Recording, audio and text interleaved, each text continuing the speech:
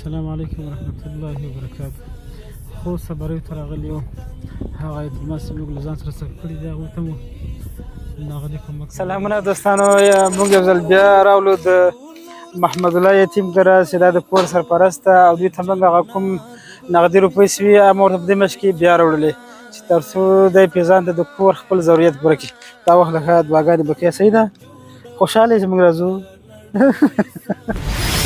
دا نور یتیمان دي، خو صبرې کوي چې د هغوی ته موږ نغدي کومک راوړی ده چې تر څو دوی د خپل کور ضرورت پوره کړي.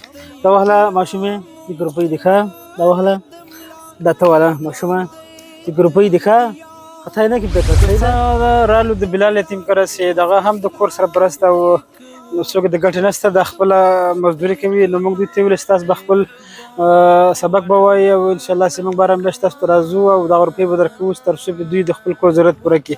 نو دوی به انشاءالله مزدوري نه کوي، سبق به نور وایي دنیسته. صحیح ده انشاءالله.